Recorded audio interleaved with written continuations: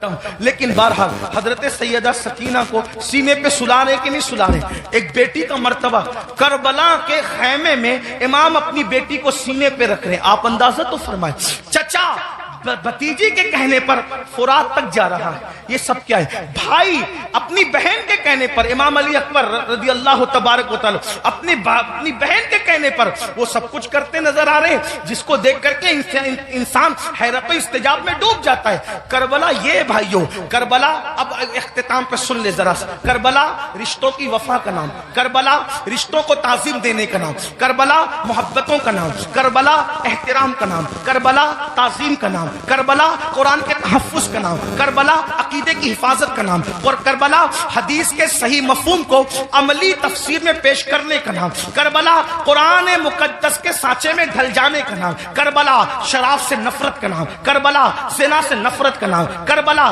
جوے سے نفرت کا نام، کربلا بانسری میوزک اور موسیقی کے مکمل خاتمے کی جود مسلسل کا نام، کربلا سجدوں کے لیے انسان کیا کیا قربانی دے سکتا ہے، اس پیغام خاموش کا نام کربلا ہے. اب آپ سے پوچھتا ہوں، ہم نے کربلا سے سیکھا کیا؟ وہی گناہ میں مبتلا، وہی جرائم میں مبتلا، وہی بلاؤں میں مبتلا. ایک بات یہ بھی کہہ دوں اختتام پر، خاص طور پر آخر میں بات کرتے کرتے مسلمانوں ایک بات آپ سے کہہ دوں، کربلا تو صحابہ کرام کی قربانیوں کے تحفظ کا نام تھا، لیکن آج جب کربلا کا ذکر ہوتا ہے تو انہی صحابہ کو نشانہ بنایا جاتا ہے، انہی صحابہ پہ تبرہ کیا جاتا ہے، انہی صحابہ کو معاذ اللہ یہ اس لیے قرار دیا جاتا ہے کہ انہوں نے تو اہل بیت کا حق کسب کیا. اور وہ لڑکے جو جمعہ کی نماز بھی 2 رکعت پڑھ کے بھاگ کر آتے ایسے جیسے اسکول کی چھٹی ہونے پر بچے بھاگ جاتے ہیں، وہ صحابہ کے کردار پہ بات کرتے ہیں کہ وہ تو ایسے تھے، وہ تو ویسے تھے. میں پوچھتا ہوں،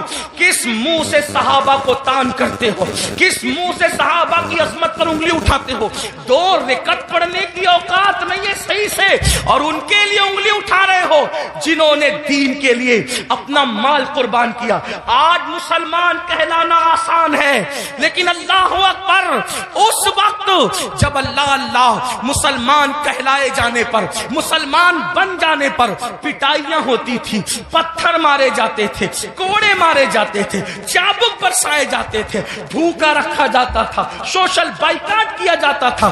صحابہ اس وقت کے مسلمان ہیں، ان کے ایمان پر یہ قوم کے لڑکے سوالیہ نشان کھڑا کریں گے جن کو طہارت کے مسائل تک نہیں پتا ہے. آپ سے پوچھنا چاہتا ہوں، وہ صدیق اکبر رضی اللہ تبارک و تعالیٰ عنہ جس نے وہ قربانی دی ہے کہ اللہ کے رسول نے فرمایا، جس نے اسلام کی مدد کی ہے سب کے احسان کا بدلہ ادا کیا جا چکا ہے، سوائے ابو بکر کے احسان کا بدلہ قیامت میں اللہ تبارک و تعالیٰ عطا فرمائے گا. ایسے لوگوں کو غاصب کہا جاتا ہے، ایسے لوگوں کو حق طلب کس کا؟ اہل بیت کا. مجھے بتاؤ مسلمانوں، ذرا غور کرو، اس فاروق اعظم کے بارے میں کہا جاتا ہے کہ انہوں نے یہ کیا، یہ کیا، یہ کیا. آپ سے پوچھتا ہوں، فاروق اعظم کا کردار پتا ہے؟ فاروق اعظم کا کردار معلوم ہے؟ فاروق اعظم کے کردار کے بارے میں علم ہے؟ اللہ اکبر.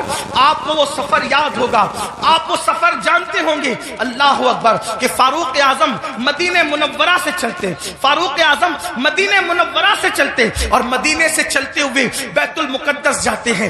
ایک ہی اونٹنی ہے، اپنے جوانوں کی خاص توجہ، ایک ہی اونٹنی ہے، غلام ساتھ میں جا رہا ہے. فاروق اعظم غلام سے کہتے سواری ایک ہے اس لیے ہم یہ کریں گے، سواری ایک ہے یہ کریں گے کہ تھوڑی دیر میں بیٹھوں گا، تھوڑی دیر آپ بیٹھنا، پھر میں پیدل چلوں گا، پھر تم بیٹھو گے، تم چلو گے، میں بیٹھوں گا. آپ سے پوچھتا ہوں، بیت المقدس تک غلام کو اس طرح لے کر کے گئے کہ نہیں لے کے گئے؟ آپ بتائیں.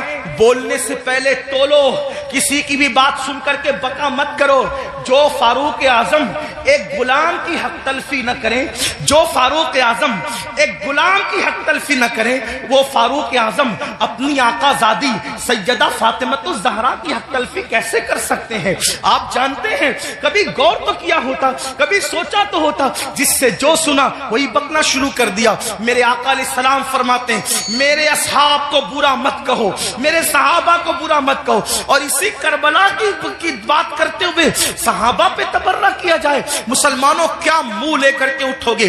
جانتے ہیں شفا شریف میں قاضی ایاز رحمت اللہ تعالی علیہ لکھتے ہیں کہ ایک شخص مر رہا تھا، اس کو موت آ رہی تھی، مرتے وقت اس کی زبان پہ کلمہ نہیں آ رہا تھا، اللہ اکبر، اس کی زبان پہ کلمہ نہیں آ رہا تھا۔ اس سے پوچھا گیا کہ تو کلمہ کیوں نہیں پڑھ پا رہا ہے؟ اس نے کہا کہ میں ابو بکر اور عمر کے گستاخوں کے ساتھ بیٹھا کرتا تھا۔ وہ گستاخ نہیں تھا بلکہ گستاخان شیخین کے ساتھ بیٹھتا تھا، اللہ اکبر۔ تو جو گستاخان شیخین کے ساتھ بیٹھے، صرف بیٹھے، مرتے وقت اس کی زبان پہ کلمہ نہیں آتا، جو گستاخی کرے اس کا کیا انجام ہوگا؟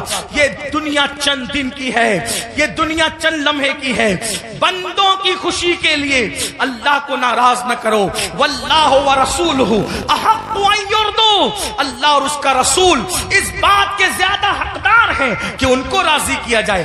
آج یہ بحث چل رہی ہے کہ کون کب ایمان لایا تھا، کون کب ایمان لایا تھا۔ میں نے کہا کسی نے کبھی بھی ایمان لایا تھا، ایمان تو لایا تھا نا، حضور نے تو معاف کیا تھا نا، حضور نے تو چادر میں جگہ دی تھی نا۔ جس کو رسول اللہ امان دے دے، جس کو نبی امان دے دے، امتی کو حق کیا ہے اس کو امان سے باہر کرنے کا؟ آپ سے پوچھنا چاہتا ہوں، اس لیے مسلمانوں اپنی حیثیت میں رہو۔ اعلیٰ حضرت امام احمد رضا محدث بریلوی فتاوی رضویہ شریف میں لکھتے ہیں، عالم ربانی کی توہین کرنے والا کفر تک جاتا ہے۔ جب عالم ربانی کی توہین کرنے والا کفر تک جاتا ہے، جو صحابہ کی توہین کرے، صحابہ کو گالیاں دے، یاد رکھنا اسٹیج پر کچھ بھی کہو، کمرے کی گفتگو تو اللہ سن رہا ہے، دلوں کا حال تو اللہ دیکھ رہا ہے۔ اس لیے ان کے لیے دلوں میں کینہ نہ رکھو، ان کے لیے دلوں میں عداوت نہ رکھو۔ مسلمانوں کیا بات ہے، اگر رسول اللہ اونٹ کے چمڑے کی نالین پہن لے تو ہم اس نالین کو سر پہ رکھتے ہیں۔ آخر اونٹ کا چمڑا نہ دیکھا، کیا دیکھا؟ رسول اللہ کی نسبت دیکھی۔ تو جب رسول اللہ کی نسبت کی وجہ سے اونٹ کا چمڑا سر پہ رکھا جاتا ہے تو رسول اللہ کی نسبت کی وجہ سے اصحاب مصطفیٰ کی تعظیم کیوں نہیں کی جاتی، ان کا احترام کیوں نہیں کیا جاتا؟ لیکن ایک بات یہ بھی خیال رکھنا، ایک طبقہ وہ ہے کہ اللہ جو صحابہ کو ہلکا جان رہا ہے، صحابہ کی بیعت بھی کر رہا ہے، کمروں میں بیٹھ کر کے اپنے ماننے والوں کو ان کے خلاف کان بھر رہا ہے۔ لیکن دوسرا طبقہ وہ بھی نظر آ رہا ہے کہ جب اہل البیت پر کوئی گفتگو ہوتی ہے تو پھر اس کا منہ اترتا ہے کہ یہ اہل بیت کی فضیلت پڑھنے والا کوئی رافضی تو نہیں ہو گیا۔ ہم کہتے ہیں اللہ کے بندو، اہل بیت کی فضیلت پڑھنا رافضیت نہیں ہے، بلکہ صحابہ کی گستاخی کرنے کا نام رافضیت ہے۔ ورنہ دیکھو، اللہ اکبر، ہمارے جتنے بزرگان دین ہیں سب نے کھل کر صحابہ کی عظمت بھی بیان کی اور اہل بیت کی عظمت بھی بیان کی۔ آج اگر محفل میں نعرہ حیدری لگے تو کچھ لوگوں کے چہرے یوں اترتے ہیں، ہم نے خود منبر پہ محسوس کیا، ان کے نام نہیں جانتے وہ کون لوگ ہیں، اللہ اکبر، کہ محفل میں علی کا نعرہ لگ رہا ہے، کہیں رافضیوں کی محفل تو نہیں۔ میں نے کہا یہ فکر صحابہ نہیں ہے، فکر اہل سنت نہیں ہے۔ ہماری محفلوں میں صحابہ کے ساتھ علی مرتضیٰ کا نعرہ لگتا تھا، لگتا ہے اور انشاءاللہ لگتا رہے گا، بلکہ صحابہ نے تو معیار قرار دیا ہے ایمان کا علی مرتضیٰ کو۔ فرمایا جب لوگوں میں بدعتیں پھیلنے لگی، فتنے اٹھنے لگے تو محفلوں میں لوگ آتے تو ہم سوچتے کون اپنا اور پرایا ہے، تو جب لوگوں کو چھانٹنا چاہتے، لوگوں کو تقسیم کرنا چاہتے، اپنے اور پرائے کا فرق کیا ہے، تو ہم ذکر علی کرنے لگتے۔ علی کا ذکر سن کر جن کے چہرے کھل جاتے سمجھ جاتے ایمان والا ہے، جس کا چہرہ اتر جاتا سمجھ جاتے کہ منافق۔ نعرہ تکبیر، اس لیے نعرہ رسالت۔ ذکر علی کرو مگر احترام صحابہ کے ساتھ، ذکر اہل بیت کرو احترام صحابہ کے ساتھ، صحابہ کا ذکر کرو اہل بیت کی تعظیم کے ساتھ، کیونکہ یہ دونوں رسول اللہ سے منسوب ہیں۔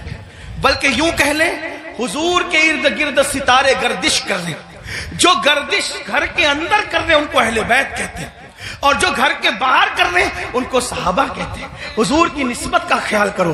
آئیے اپنی بات کو اختتام تک پہنچاتے ہوئے یہ بات عرض کروں، مسلمانوں ہم نے باتیں بہت باتیں کی، ہم سب جگہ ہیں، عمل کے میدان میں نہیں، عمل سے کورے، زندگی گناہوں میں ڈوبی ہوئی ہے۔ یاد رکھنا اللہ کی بارگاہ میں ہمیں اور آپ کو پہنچنا ہے، اللہ کو منہ دکھانا ہے، اللہ کی بارگاہ میں کھڑے ہونا ہے۔ آئیے آج سے